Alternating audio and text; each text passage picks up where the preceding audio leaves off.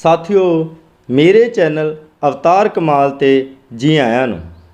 ਅੱਜ ਆਪਾਂ ਸਾਧੂ ਸਿੰਘ ਸੰਘਾ ਦੇ ਨਾਵਲ ਸੰਘਰਸ਼ੀ ਰਾਹ ਦੇ ਕਾਂਡ ਨੰਬਰ 11 ਪੜ੍ਹਾਂਗੇ।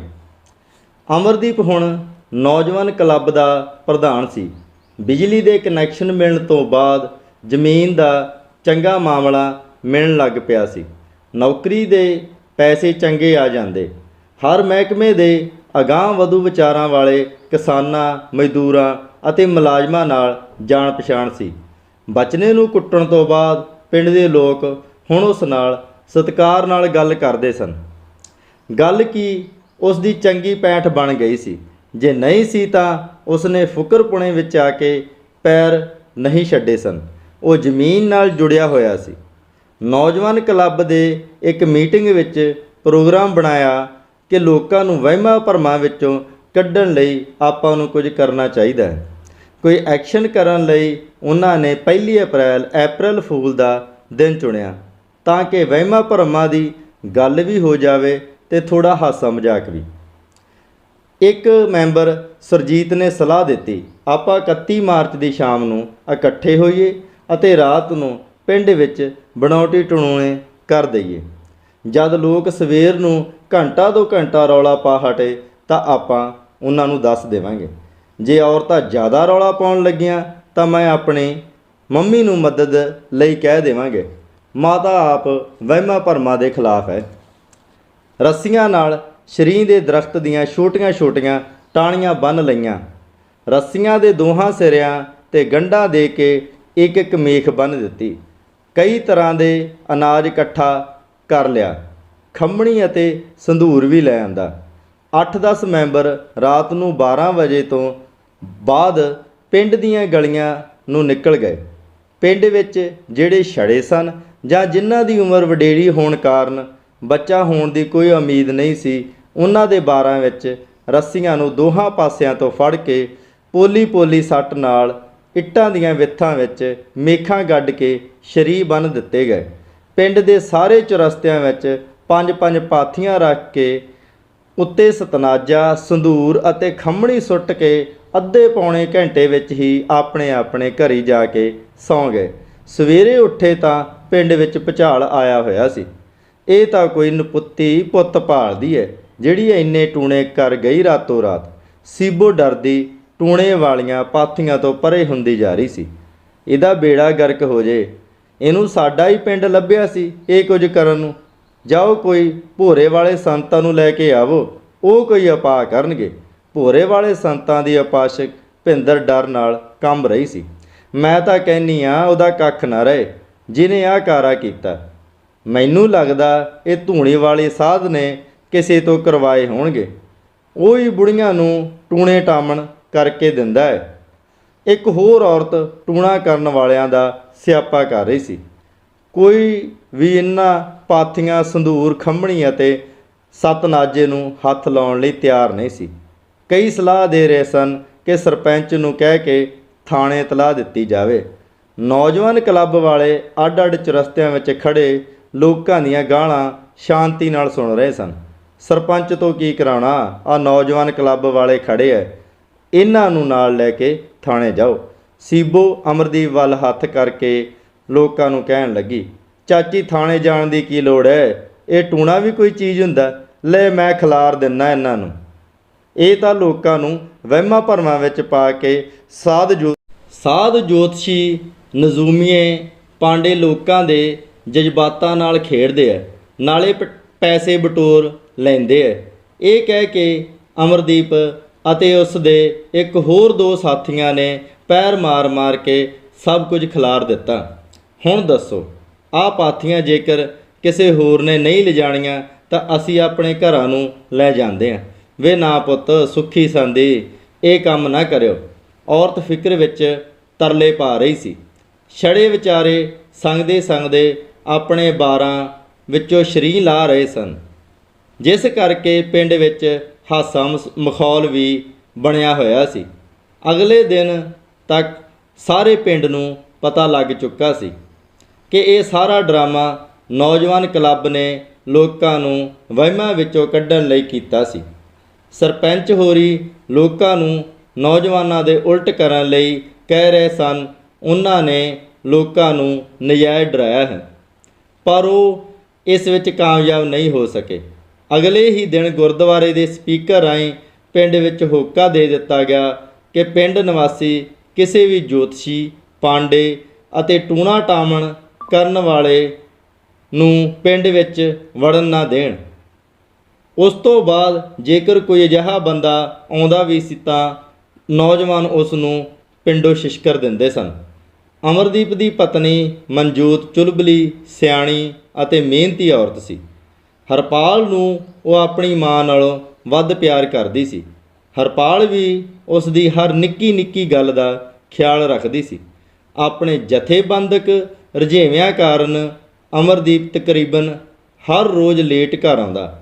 ਮਾਂ ਫਿਕਰ ਕਰਦੀ ਰਹਿੰਦੀ, ਪਰ ਮਨਜੋਤ ਉਸ ਨੂੰ ਹੌਸਲਾ ਦਿੰਦੀ ਕਿ ਕੋਈ ਗੱਲ ਨਹੀਂ ਬੀਜੀ, ਉਹ ਕਿਹੜਾ ਬਾਹਰ ਸ਼ਰਾਬਾਂ ਪੀਂਦਾ ਫਿਰਦਾ, ਆਪਣੀ ਜਥੇਬੰਦੀ ਦੇ ਕੰਮਾਂ ਵਿੱਚ ਹੀ ਭੱਜ ਨੱਠ ਕਰ ਰਿਹਾ ਹੋਣਾ। ਜਦ ਤੋਂ ਕਿਸਾਨਾਂ ਵਾਲੇ ਮੁਜ਼ਾਹਰੇ ਵਾਲੀ ਘਟਨਾ ਹੋਈ ਸੀ, ਉਦੋਂ ਤੋਂ ਸਾਰੀਆਂ ਜਥੇਬੰਦੀਆਂ ਦੇ ਮੂਹਰਲੇ ਆਗੂ ਬਹੁਤ ਚਕੰਨੇ ਸਨ। ਪੁਲਿਸ ਕਿਤੇ ਸਾਰਿਆਂ ਨੂੰ ਇਕੱਠਿਆਂ ਨੂੰ ਫੜ ਕੇ ਕੋਈ ਵੱਡਾ ਕੇਸ ਨਾ ਬਣਾ ਦੇਵੇ, ਇਸ ਲਈ ਉੱਪਰਲੇ ਆਗੂ ਮੀਟਿੰਗਾਂ ਲਈ ਕੋਈ ਸੁਰੱਖਿਅਤ ਜਗ੍ਹਾ ਹੀ ਭਾਲਦੇ ਸਨ। ਇੱਕ ਦਿਨ ਬੀਰਿੰਦਰ ਅਮਰਦੀਪ ਨੂੰ ਮਿਲਿਆ। ਅੱਜ ਤੇਰੇ ਘਰ 5-4 ਸਾਥੀ ਆਪਣੀ ਕੋਈ ਗੱਲਬਾਤ ਕਰਨ ਲਈ ਇਕੱਠੇ ਹੋਣਗੇ। ਥੋੜ੍ਹਾ ਹਨੇਰਾ ਹੋਏ ਤੋਂ ਆਉਣਗੇ। ਕੋਈ ਖਤਰੇ ਵਾਲੀ ਗੱਲ ਤਾਂ ਨਹੀਂ? ਜੇ ਹੈ ਤਾਂ ਮੈਂ ਆਪਣੇ ਨੌਜਵਾਨ ਸਾਥੀਆਂ ਨੂੰ ਇਤਲਾਹ ਦੇ ਦਿੰਦਾ, ਉਹ ਆਸੇ-ਪਾਸੇ ਖਿਆਲ ਰੱਖਣਗੇ। ਅਮਰਦੀਪ ਪੂਰਾ ਚੁਕੰਨਾ ਰਹਿਣਾ ਚਾਹੁੰਦਾ ਸੀ। ਨਹੀਂ ਭਰਾ, ਦੱਸਣਾ ਨਹੀਂ ਕਿਸੇ ਨੂੰ, ਬਸ ਆਪ ਹੀ ਖਿਆਲ ਰੱਖਣਾ ਹੈ। ਵਰਿੰਦਰ ਗੱਲ ਨੂੰ ਖਤਮ ਕਰਦਾ ਹੋਇਆ ਇਹ ਕਹਿ ਕੇ ਚਲਾ ਗਿਆ। ਘਰ ਆ ਕੇ ਅਮਰਦੀਪ ਨੇ ਮਨਜੋਤ ਨੂੰ ਤਾਂ ਸਾਰੀ ਗੱਲ ਦੱਸ ਦਿੱਤੀ, ਪਰ ਮਾਤਾ ਜੀ ਨੂੰ ਸਿਰਫ ਇਹ ਕਹਿ ਦਿੱਤਾ ਕਿ ਵਰਿੰਦਰ ਦੇ ਕੁਝ ਦੋਸਤ ਆ ਰਹੇ ਹਨ। ਸਿਆਲ ਦਾ ਮਹੀਨਾ ਸੀ। ਰਾਤ ਦੇ 10 ਕੁ ਵਜੇ 5 ਜਣੇ ਅੰਦਰ ਆ ਗਏ। ਉਹਨਾਂ ਨੂੰ ਗਲੀ ਨਾਲ ਲੱਗਦੀ ਬੈਠਕ ਵਿੱਚ ਬਿਠਾਇਆ ਗਿਆ। ਵਰਿੰਦਰ ਤੋਂ ਬਿਨਾਂ ਉਹ ਹੋਰ ਕਿਸੇ ਨੂੰ ਵੀ ਨਹੀਂ ਜਾਣਦਾ ਸੀ। ਲੈ ਵੀ ਦੋਸਤ, ਚਾਹ ਵਗੈਰਾ ਦੇ ਚੱਕਰ 'ਚ ਨਾ ਪਈ, ਬਸ ਰੋਟੀ ਲੈ ਆ, ਇੱਕ ਜਣੇ ਨੇ ਕਿਹਾ। ਐਡੀ ਕਿਹੜੀ ਕਾਹਲੀ ਹੈ, ਪਹਿਲਾਂ ਚਾਹ ਪੀ ਕੇ ਠੰਡ ਦੂਰ ਕਰੋ। ਅਮਰਦੀਪ ਘਰ ਆਏ ਉੱਪਰੇ ਬੰਦਿਆਂ ਦੀ ਸ਼ਿਸ਼ਟਾਚਾਰ ਵਜੋਂ ਸੇਵਾ ਕਰਨਾ ਚਾਹੁੰਦਾ ਸੀ। ਨਹੀਂ ਬਸ ਤੂੰ ਰੋਟੀ ਤਿਆਰ ਕਰਵਾ, ਇੱਥੇ ਪ੍ਰਾਹੁਣਚਾਰ ਵਾਲੀ ਕੋਈ ਗੱਲ ਨਹੀਂ, ਸਾਰੇ ਘਰ ਦੇ ਹੀ ਬੰਦੇ ਐ। ਇਹ ਕਹਿ ਕੇ ਉਸਨੇ ਬੈਠਕ ਦਾ ਦਰਵਾਜ਼ਾ ਅੰਦਰੋਂ ਬੰਦ ਕਰ ਲਿਆ। ਵਰਿੰਦਰ ਨੂੰ ਸਮਝ ਨਹੀਂ ਆ ਰਹੀ ਸੀ ਕਿ ਉਹ ਅਮਰਦੀਪ ਨੂੰ ਕਿਵੇਂ ਸਮਝਾਵੇ ਕਿ ਇਹ ਲੋਕ ਤਾਂ ਭੁੱਖੇ ਧਿਆਏ ਰਹਿ ਕੇ ਆਪਣੀਆਂ ਜਾਨਾਂ ਦੀ ਪਰਵਾਹ ਨਾ ਕਰਕੇ ਆਪਣੇ ਕਾਰਜ ਵਿੱਚ ਜੁਟੇ ਹੋਏ ਹਨ। ਜਦ ਅਮਰਦੀਪ ਰੋਟੀ ਲੈ ਕੇ ਬੈਠਕ ਦੇ ਬੂਹੇ ਨੇੜੇ ਆਇਆ ਤਾਂ ਉਸ ਨੇ ਅੰਦਰੋਂ ਆ ਰਹੀ ਆਵਾਜ਼ ਸੁਣੀ। ਸ਼ਾਇਦ ਇਹ ਆਵਾਜ਼ ਵਰਿੰਦਰ ਦੀ ਸੀ। ਤੂੰ ਸਾਰੇ ਪੰਜਾਬ ਦੀ ਵਿਦਿਆਰਥੀ ਜਥੇਬੰਦੀ ਦਾ ਸਕੱਤਰ ਹੈ, ਤੂੰ ਆਪਣੀ ਰਾਏ ਦੇ ਤੇ ਆਪਣਾ ਅਗਲਾ ਐਕਸ਼ਨ ਕੀ ਉਲੀਕਣਾ ਹੈ। ਉੱਚ ਕਮੇਟੀ ਦੀਆਂ ਹਦਾਇਤਾਂ ਮੁਤਾਬਕ ਹੀ ਸੰਘਰਸ਼ ਉਲੀਕਿਆ ਜਾ ਸਕਦਾ ਹੈ। ਇੱਕ ਹੋਰ ਆਵਾਜ਼ ਆਈ। ਰੋਟੀ ਖਵਾ ਕੇ ਅਮਰਦੀਪ ਫਿਰ ਰਸੋਈ ਵਿੱਚ ਚਲਾ ਗਿਆ। ਘੰਟਾ ਕੁ ਬਾਅਦ ਚਾਹ ਲੈ ਕੇ ਆ ਗਿਆ। ਬੈਠਕ ਅੰਦਰ ਬਹਿਸ ਹੋ ਰਹੀ ਸੀ। ਕੁਝ ਆਵਾਜ਼ਾਂ ਫਿਰ ਕੰਨੀ ਪਈਆਂ। ਆਪਣਾ ਅਸਲ ਮਕਸਦ ਇਹ ਹੈ ਕਿ ਲੋਕਾਂ ਨੂੰ ਨਾਲ ਲੈ ਕੇ ਕਿਸੇ ਵੀ ਸੰਘਰਸ਼ ਨੂੰ ਸਿਰੇ ਤੱਕ ਕਿਵੇਂ ਪਹੁੰਚਾ ਸਕਦੇ ਹਾਂ ਤਾਂ ਜੋ ਸਰਕਾਰ ਅਤੇ ਉਸ ਦੇ ਚਾਟੜਿਆਂ ਨੂੰ ਸਬਕ ਸਿਖਾਇਆ ਜਾ ਸਕੇ। ਜਿੰਨਾ ਚਿਰ ਲੋਕਾਂ ਵਿੱਚ ਇਸ ਲੁਟੇਰੀ ਸਰਕਾਰ ਦਾ ਭੈ ਖਤਮ ਨਹੀਂ ਹੁੰਦਾ ਤਾਂ ਉਨਾ ਚਿਰ ਇਸ ਲੜਾਈ ਨੂੰ ਫੈਸਲਾਕੁਨ ਅੰਜਾਮ ਨਹੀਂ ਦਿੱਤਾ ਜਾਣਾ। ਇੱਕ ਹੋਰ ਆਵਾਜ਼। ਦਰਵਾਜ਼ੇ 'ਤੇ ਹਲਕਾ ਠੋਲਾ ਮਾਰ ਕੇ ਅਮਰਦੀਪ ਚਾਹ ਰੱਖ ਕੇ ਬੈਠਕ ਵਿੱਚੋਂ ਬਾਹਰ ਆ ਗਿਆ। ਬਾਹਰ ਗਲੀ ਵਿੱਚ ਉਸਨੇ ਹਲਕੀ ਜੀ ਪੈੜ ਚਾਲ ਸੁਣੀ। ਅਮਰਦੀਪ ਨੇ ਗਲੀ ਵਾਲਾ ਬਾਹਰ ਖੋਲ੍ਹਿਆ। ਇਹ ਉਹਨਾਂ ਦਾ ਗਵਾਂਢੀ ਬਚਨਾ ਸੀ ਜੋ ਬਾਰੀ ਨਾਲ ਕੰਨ ਲਾ ਕੇ ਬਿੜਕਾਂ ਲੈ ਰਿਹਾ ਸੀ। ਬਾਹਰ ਖੁੱਲ੍ਹਦਾ ਦੇਖ ਉਹ ਕਾਹਲੇ ਪੈਰੀਂ ਆਪਣੇ ਘਰ ਵੱਲ ਨੂੰ ਤੁਰ ਗਿਆ। ਅਮਰਦੀਪ ਨੇ ਵਾਪਸ ਆ ਕੇ ਅੰਦਰਲੇ ਸਾਥੀਆਂ ਨੂੰ ਦੱਸਿਆ, ਸਾਡਾ ਇੱਕ ਗਵਾਂਢੀ ਜਿਸ ਦੀ ਮੇਰੇ ਨਾਲ ਲਾਗ ਡਾਟ ਹੈ, ਉਹ ਤੁਹਾਡੀਆਂ ਗੱਲਾਂ ਸੁਣਨ ਦੀ ਕੋਸ਼ਿਸ਼ ਕਰ ਰਿਹਾ ਸੀ। ਜਦ ਮੈਂ ਬਾਹਰ ਖੋਲ੍ਹਿਆ ਤਾਂ ਉਹ ਭੱਜ ਗਿਆ। ਇਹ ਸੋਚ ਕੇ ਕਹਿਣ ਲੱਗੇ, ਤੂੰ ਆਰਾਮ ਨਾਲ ਜਾ, ਕਿ ਸੌਂ ਜਾ, ਸਾਨੂੰ ਹੋਰ ਕੁਝ ਨਹੀਂ ਚਾਹੀਦਾ, ਫਿਕਰ ਕਰਨ ਦੀ ਲੋੜ ਨਹੀਂ। ਬਚਨੇ ਦੇ ਉੱਥੋਂ ਭੱਜਣ ਤੋਂ ਬਾਅਦ ਤਿੰਨੇ ਧਿਰਾਂ ਆਪਣੇ ਆਪਣੇ ਮਨ ਵਿੱਚ ਸੋਚਣ ਲੱਗ ਪਈਆਂ। ਅਮਰਦੀਪ ਜਾ ਕੇ ਮੰਜੇ 'ਤੇ ਲੇਟ ਗਿਆ। ਉਸ ਨੂੰ ਨੀਂਦ ਨਹੀਂ ਆ ਰਹੀ ਸੀ। ਮਨ ਵਿੱਚ ਖਿਆਲਾਂ ਦੇ ਘੋੜੇ ਦੌੜਨ ਲੱਗੇ। ਖਬਰੇ ਬਚਨੇ ਨੇ ਉਹਨਾਂ ਦੀਆਂ ਕਿੰਨੀਆਂ ਕੁ ਗੱਲਾਂ ਸੁਣੀਆਂ ਹੋਣਗੀਆਂ। ਉਸ ਨੂੰ ਸਮਝ ਲੱਗੀ ਹੋਵੇਗੀ ਕਿ ਨਹੀਂ। ਜੇ ਸਮਝ ਲੱਗ ਗਈ ਹੋਈ ਅਤੇ ਉਹਨਾਂ ਦੀਆਂ ਗੱਲਾਂ ਸਰਕਾਰ ਦੇ ਉਲਟ ਹੋਈਆਂ ਤਾਂ ਉਹ ਕਿਤੇ ਰਾਤੇ ਰਾਤ ਪੁਲਿਸ ਹੀ ਨਾ ਲੈ ਆਵੇ। ਜੇਕਰ ਪੁਲਿਸ ਆ ਗਈ ਅਤੇ ਮੈਨੂੰ ਪੁੱਛਣ ਲੱਗੀ ਕਿ ਕੌਣ ਹਨ ਤਾਂ ਮੈਂ ਕੀ ਦੱਸਾਂਗਾ। ਮੈਂ ਤਾਂ ਵਰਿੰਦਰ ਤੋਂ ਬਿਨਾਂ ਹੋਰ ਕਿਸੇ ਨੂੰ ਜਾਣਦਾ ਵੀ ਨਹੀਂ। ਫਿਰ ਆਪ ਹੀ ਸੋਚਣ ਲੱਗ ਪਿਆ, ਚਲੋ ਦੇਖੀ ਜਾਊਗੀ ਜੋ ਹੋਵੇਗੀ। ਜੇਕਰ ਸੱਚਾਈ 'ਤੇ ਚੱਲਣਾ ਹੈ ਤਾਂ ਕੀਮਤ ਤਾਂ ਚੁਕਾਉਣੀ ਹੀ ਪੈਂਦੀ ਹੈ। ਸਾਡੇ ਦੇਸ਼ ਭਗਤਾਂ ਨੇ ਆਜ਼ਾਦੀ ਵੇਲੇ ਕਿਹੜਾ ਘੱਟ ਕੀਮਤ ਚੁਕਾਈ ਹੈ। ਸੋਚਦਾ ਸੋਚਦਾ ਨੀਂਦ ਦੀ ਆਗੋਸ਼ ਵਿੱਚ ਚਲਾ ਗਿਆ। ਦੂਜੇ ਪਾਸੇ ਬਚਨੇ ਨੂੰ ਅਨਪੜ੍ਹ ਹੋਣ ਕਰਕੇ ਬਹੁਤੀਆਂ ਗੱਲਾਂ ਦੀ ਸਮਝ ਨਹੀਂ ਲੱਗੀ। ਜਦ ਉਸ ਦੇ ਕੰਨੇ ਚਾਟੜਿਆਂ ਨੂੰ ਸਬਕ ਸਿਖਾਉਣ ਅਤੇ ਲੜਾਈ ਨੂੰ ਫੈਸਲਾਕੁਨ ਅੰਜਾਮ ਦੇਣ ਵਾਲੀ ਗੱਲ ਸੁਣੀ ਤਾਂ ਉਸ ਨੇ ਸੋਚਿਆ ਕਿ ਅਮਰਦੀਪ ਦੀ ਮੇਰੇ ਨਾਲ ਪਹਿਲਾਂ ਵਾਲੀ ਲੜਾਈ ਹੋਰ ਕਰਕੇ ਮੈਨੂੰ ਸਬਕ ਸਿਖਾਉਣ ਲਈ ਬੰਦੇ ਬਾਹਰੋਂ ਬੁਲਾਏ ਹਨ। ਜਿਉਂ-ਜਿਉਂ ਅੰਦਰ ਹੋ ਰਹੀ ਗੱਲ ਉਸ ਦੇ ਕੰਨੀ ਪੈਂਦੀ ਉਵੇਂ-ਉਵੇਂ ਉਸ ਦੇ ਪਜਾਮੇ ਵਿੱਚ ਪਿਸ਼ਾਬ ਨਿਕਲ ਰਿਹਾ ਸੀ। ਉਹ ਉੱਥੋਂ ਭੱਜਣ ਹੀ ਵਾਲਾ ਸੀ ਜਦ ਅਮਰਦੀਪ ਨੇ ਦਰਵਾਜ਼ਾ ਖੋਲ੍ਹਿਆ ਅਤੇ ਉਹ ਕਾਹਲੇ ਕਦਮੀ ਭੱਜ ਗਿਆ। ਆਪਣੇ ਘਰ ਜਾਣ ਦੀ ਬਜਾਏ ਉਹ ਖੇਤਾਂ ਨੂੰ ਨਿਕਲ ਗਿਆ ਅਤੇ ਸਰਪੰਚ ਦੀ ਮੋਟਰ ਸੁੰਨਸਰਾ ਦੇਖ ਕੇ ਉੱਥੇ ਪਈ ਮੰਜੀ ਉੱਪਰ ਲੇਟ ਕੇ ਸੋਚਣ ਲੱਗ ਪਿਆ। ਲੜਾਈ ਹੋਈ ਨੂੰ ਤਾਂ ਕਿੰਨਾ ਸਮਾਂ ਹੋ ਗਿਆ ਹੈ। ਅਮਰਦੀਪ ਨੇ ਅਜੇ ਵੀ ਖੋਰ ਨਹੀਂ ਗਵਾਇਆ। ਗਵਾਵੇ ਵੀ ਕਿਉਂ? ਮੈਂ ਵੀ ਤਾਂ ਪੰਚਾਇਤੀ ਜ਼ਮੀਨ ਦੇ ਰੌਲੇ ਵੇਲੇ ਉਹਨਾਂ ਦੇ ਖਿਲਾਫ ਸਰਪੰਚ ਦਾ ਸਾਥ ਦਿੱਤਾ ਸੀ। ਪਰ ਹੁਣ ਕੀ ਬਣੂ? ਮੈਨੂੰ ਸਰਪੰਚ ਕੋਲ ਇਤਲਾਹ ਦੇਣੀ ਚਾਹੀਦੀ ਹੈ, ਨਹੀਂ ਇਸ ਵੇਲੇ ਤਾਂ ਸਰਪੰਚ ਸ਼ਰਾਬੀ ਹੋਵੇਗਾ। ਜੇਕਰ ਉਸ ਨੂੰ ਜਗਾਇਆ ਤਾਂ ਮੇਰੇ ਹੀ ਗਲ ਨਾ ਪੈ ਜਾਵੇ। ਸਰਦੀ ਦੇ ਮੌਸਮ ਵਿੱਚ ਵੀ ਉਸ ਦਾ ਸਰੀਰ ਡਰ ਨਾਲ ਤਪ ਰਿਹਾ ਸੀ। ਜਦ ਅਮਰਦੀਪ ਜਾ ਕੇ ਸੌ ਗਿਆ ਤਾਂ ਪਿੱਛੋਂ ਬੈਠਕ ਵਿਚਲੇ ਸਾਥੀ ਸੋਚਣ ਲੱਗੇ, ਇਹ ਗਵਾਂਢੀਆਂ ਦਾ ਖੂਰ ਬਹੁਤ ਮਾੜਾ ਹੁੰਦਾ ਹੈ। ਅਨਪੜ੍ਹ ਗਵਾਂਢੀ ਇੱਕ ਦੂਜੇ ਨੂੰ ਥੱਲੇ ਸੁੱਟਣ ਦੀ ਕੋਸ਼ਿਸ਼ ਕਰਦੇ ਰਹਿੰਦੇ ਹਨ। ਜੇਕਰ ਅਜਿਹਾ ਵੈਰ ਵਿਰੋਧ ਨਾ ਹੁੰਦਾ ਤਾਂ ਉਸ ਬੰਦੇ ਨੂੰ ਰਾਤ ਦੇ 12 ਵਜੇ ਕਿਸੇ ਦੀ ਕੰਧ ਨਾਲ ਖੜ ਕੇ ਗੱਲਾਂ ਸੁਣਨ ਦੀ ਕੀ ਲੋੜ ਸੀ। ਅਜੇ 2 ਘੰਟੇ ਤਾਂ ਆਪਾਂ ਨੂੰ ਫਿਕਰ ਕਰਨ ਦੀ ਲੋੜ ਨਹੀਂ। ਜੇਕਰ ਉਸ ਨੇ ਕੁਝ ਕਰਨਾ ਵੀ ਹੋਇਆ ਤਾਂ 2-3 ਘੰਟੇ ਤਾਂ ਲੱਗ ਹੀ ਜਾਣਗੇ। 2 ਘੰਟਿਆਂ ਵਿੱਚ ਆਪਣੀ ਮੀਟਿੰਗ ਖਤਮ ਹੋ ਜਾਣੀ ਹੈ। ਵੈਸੇ ਵੀ ਆਪਾਂ ਤੜਕੇ 4 ਵਜੇ ਤਾਂ ਚਲੇ ਹੀ ਜਾਣਾ ਹੈ। ਉਹ ਫਿਰ ਆਪਣੀ ਮੀਟਿੰਗ ਵਿੱਚ ਮਗਨ ਹੋ ਗਏ ਅਤੇ ਸਵੇਰੇ 6 ਵਜੇ ਜਦ ਅਮਰਦੀਪ ਚਾਹ ਲੈ ਕੇ ਆਇਆ ਤਾਂ ਬੈਠਕ ਵਿੱਚ ਕੋਈ ਨਹੀਂ ਸੀ। ਗਲੀ ਦਾ ਦਰਵਾਜ਼ਾ ਚੰਗੀ ਤਰ੍ਹਾਂ ਭੇੜਿਆ ਹੋਇਆ ਸੀ। ਦੁਪਹਿਰ ਤੋਂ ਬਾਅਦ 2 ਵਜੇ ਕਿਸੇ ਨੇ ਦਰਵਾਜ਼ਾ ਖੜਕਾਇਆ। ਹਰਪਾਲ ਦਰਵਾਜ਼ੇ ਵੱਲ ਜਾਣ ਲੱਗੀ ਤਾਂ ਮਨਜੋਤ ਕਹਿਣ ਲੱਗੀ, ਬੀਜੀ ਮੈਂ ਦੇਖਦੀ ਹਾਂ। ਅਮਰਦੀਪ ਉਸ ਨੂੰ ਦੱਸ ਕੇ ਗਿਆ ਸੀ, ਸ਼ਾਇਦ ਬਚਨਾ ਪੁਲਿਸ ਨੂੰ ਇਤਲਾਹ ਦੇਵੇ, ਇਸ ਲਈ ਤੂੰ ਤਕੜੀ ਰਹਿਣਾ। ਜਦ ਮਨਜੋਤ ਨੇ ਦਰਵਾਜ਼ਾ ਖੋਲ੍ਹਿਆ ਤਾਂ ਬਾਹਰ 2 ਸਿਪਾਹੀ, ਚੌਂਕੀਦਾਰ ਅਤੇ ਸਰਪੰਚ ਖੜ੍ਹੇ ਸਨ। ਹਾਂ ਜੀ ਦੱਸੋ, ਮਨਜੋਤ ਨੇ ਰੁੱਖੀ ਆਵਾਜ਼ ਵਿੱਚ ਕਿਹਾ। ਬੀਬਾ ਰਾਤ ਤੁਹਾਡੇ ਘਰ ਕੁਝ ਬੰਦੇ ਬਾਹਰੋਂ ਆਏ ਹੋਏ ਸੀ ਜੋ ਬਚਨ ਸਿੰਘ ਨੂੰ ਕੁੱਟਣ ਮਾਰਨ ਦੀ ਸਕੀਮ ਬਣਾ ਰਹੇ ਸਨ। ਕਿੱਥੇ ਹਨ ਉਹ? ਹੁਣ ਅਸੀਂ ਉਹਨਾਂ ਨੂੰ ਲਿਜਾ ਕੇ ਸਾਹਿਬ ਦੇ ਪੇਸ਼ ਕਰਨਾ ਹੈ। ਇੱਕ ਸਿਆਣੀ ਉਮਰ ਦਾ ਸਿਪਾਹੀ ਮਨਜੋਤ ਦਾ ਰੁੱਖਾਪਣ ਦੇਖ ਕੇ ਕੁਝ ਢੈਲਾ ਜਿਹਾ ਪੈ ਕੇ ਬੋਲਿਆ, ਕੌਣ ਕਹਿੰਦਾ ਹੈ ਸਾਡੇ ਘਰ ਰਾਤ ਬਚਨ ਸਿੰਘ ਨੂੰ ਕੁੱਟਣ ਲਈ ਬਾਹਰੋਂ ਆਏ ਬੰਦੇ ਸਕੀਮ ਬਣਾ ਰਹੇ ਸਨ? ਬਚਨ ਸਿੰਘ ਤਾਂ ਆਪ ਕਿੱਥੇ ਹੈ? ਉਹ ਕਿਉਂ ਨਹੀਂ ਆਇਆ ਤੁਹਾਡੇ ਨਾਲ? ਬਚਨ ਸਿੰਘ ਨੂੰ ਕੁੱਟਣ ਲਈ ਬਾਹਰੋਂ ਬੰਦੇ ਸੱਦਣ ਦੀ ਕੀ ਲੋੜ ਨਹੀਂ। ਅਸੀਂ ਆਪ ਹੀ ਕਾਫੀ ਹਾਂ। ਤੁਸੀਂ ਬਚਨ ਸਿੰਘ ਨੂੰ ਇੱਥੇ ਸਾਡੇ ਸਾਹਮਣੇ ਬੁਲਾਓ। ਉਹ ਆਪ ਹੀ ਆ ਕੇ ਦੱਸੇ ਕਿ ਉਸ ਨੇ ਬੰਦੇ ਕਿੱਥੇ ਦੇਖੇ ਹਨ। ਮਨਜੋਤ ਗੜਕੇ ਨਾਲ ਬੋਲ ਰਹੀ ਸੀ। ਪਿੱਛੇ ਕੜੀ ਹਰਪਾਲ ਦਾ ਦਿਲ ਧੱਕ ਧੱਕ ਵੱਜ ਰਿਹਾ ਸੀ। ਇੱਕ ਸਿਪਾਹੀ ਬਚਨੇ ਨੂੰ ਲੈਣ ਚਲਾ ਗਿਆ। ਬਚਨਾ ਜਕਦਾ ਜਕਦਾ ਉਸਦੇ ਪਿੱਛੇ ਪਿੱਛੇ ਆ ਰਿਹਾ ਸੀ। ਸਾਰੇ ਜਣੇ ਬਾਰ ਵਿੱਚ ਹੀ ਖੜੇ ਸਨ। ਮਨਜੋਤ ਨੇ ਉਹਨਾਂ ਨੂੰ ਪਾਣੀ ਵੀ ਨਹੀਂ ਪੁੱਛਿਆ ਸੀ।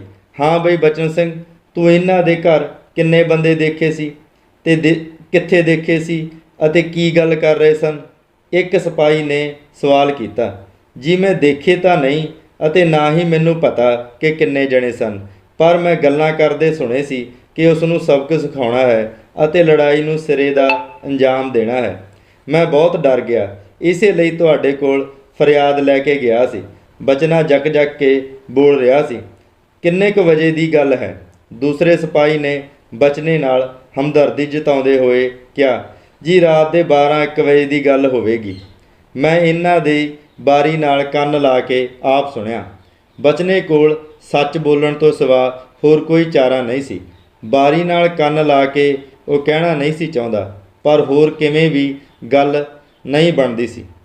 ਮਨਜੋਤ ਦੇ ਪਿੱਛੇ ਖੜੀ ਉਹਦੀ ਸੱਸ ਹਰਪਾਲ ਹੁਣ ਸੰਭਲ ਗਈ। ਕੁਝ ਹੌਸਲਾ ਫੜ ਕੇ ਗੁੱਸੇ ਵਿੱਚ ਬੋਲੀ। ਕੰਜਰਾ ਤੂੰ ਕੌਣ ਹੁੰਨਾ ਰਾਤ ਦੇ 12 ਵਜੇ ਸਾਡੀਆਂ ਕੰਧਾਂ ਨਾਲ ਕੰਨ ਲਾ ਕੇ ਖੜੋਣ ਵਾਲਾ? ਤੈਨੂੰ ਮਾੜੀ ਮੋਟੀ ਸ਼ਰਮ ਹੈ ਕਿ ਨਹੀਂ?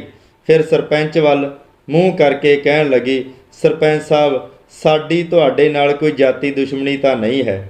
ਮੇਰੇ ਲੜਕੇ ਅਤੇ ਨੌਜਵਾਨ ਕਲੱਬ ਦੇ ਬਾਕੀ ਮੈਂਬਰਾਂ ਦਾ ਰੌਲਾ ਸਿਰਫ ਪਿੰਡ ਦੀ ਸਾਂਝੀ ਜ਼ਮੀਨ ਦਾ ਪੂਰਾ ਠੇਕਾ ਲੈ ਕੇ ਪਿੰਡ ਦੇ ਸਾਂਝੇ ਕੰਮਾਂ 'ਤੇ ਲਾਉਣ ਦਾ ਸੀ, ਜੋ ਨਿਬੜ ਚੁੱਕਾ ਹੈ। ਤੁਸੀਂ ਕਿਉਂ ਇਸ ਚੱਲਦੀ ਫਿਰਦੀ 751 ਦੇ ਮਗਰ ਲੱਗੇ ਹੋਏ ਹੋ?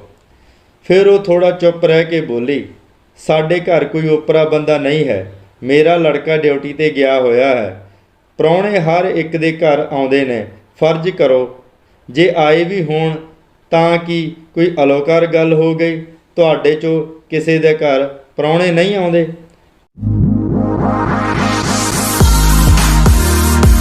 ਕਿਉਂ ਵੀ ਬਚਨ ਸਿਆ, ਜਦ ਤੈਨੂੰ ਕਿਸੇ ਨੇ ਕੁਝ ਨਹੀਂ ਕਿਹਾ, ਫਿਰ ਤੇਰੀ ਧੋਤੀ ਕਿਉਂ ਗਿੱਲੀ ਹੋ ਰਹੀ ਹੈ? ਸਿਆਣੀ ਉਮਰ ਦੇ ਸਿਪਾਹੀ ਨੇ ਆਪਣਾ ਖਹਿੜਾ ਛਡਾਉਣ ਵਾਲੀ ਗੱਲ ਕੀਤੀ।